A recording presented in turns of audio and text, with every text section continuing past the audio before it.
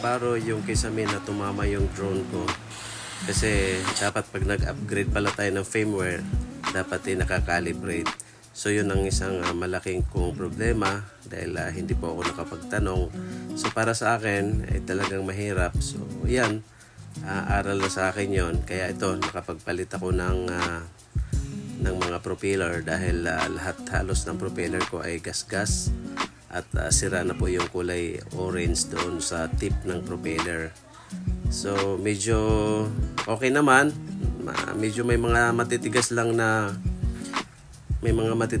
screw, kaya yung bandang huli nga nakita ko naman na may matigas na screw, kaya pinutol ko na lang yung propeller at ginamitan ko ng nipper para makuha lumabas yung pinaka head ng screw at inikot ko na lang siya ng plier.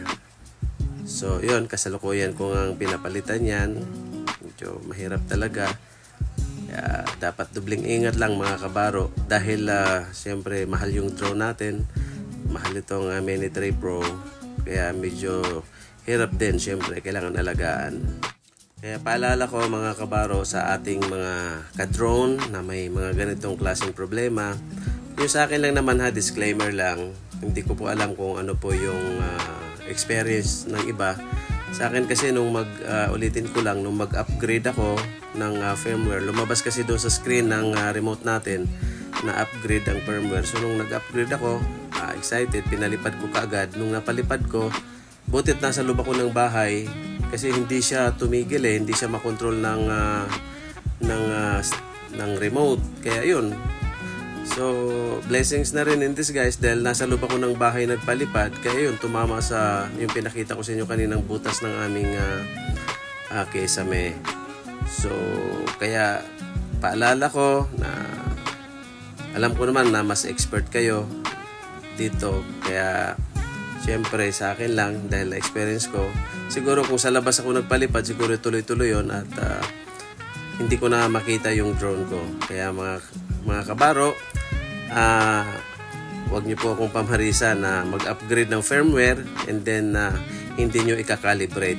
So kailangan talagang i-calibrate agad yung tatlo doon, pati yung remote control i-calibrate din para iwas disgrasya. So yung safety naman naging maayos. Kaya yun, natutunan ko na ngayon. And also mga kabaro, ito is natutunan ko lang din na bawat lugar na pupuntahan ko. So doon po ako nag-upgrade po ako sa location. So pag umuwi ako ng bahay, ina-upgrade ko siya and then nagpapalipat ako ng sandali lang. Kaya yun mga kabaro, shout out nga pala sa aking mga subscriber na yung 17. Hindi ko po maisa-isa muna mga pangalan nyo ngayon, pero someday na maisa-isahin ko po. Salamat sa inyo, yung aking 17 subscribers. Kaya sa mga kabaro ko dyan, na nag-umpisa lamang, sana ay mag-subscribe din po sa aking channel, iRogers channel po, iRogers TV. Salamat po sa inyo. Ingat po tayo lagi sa ating mga pagdo-drone at naway kasihan po tayo ng ating Diyos na banal at na makapangyarihan sa lahat.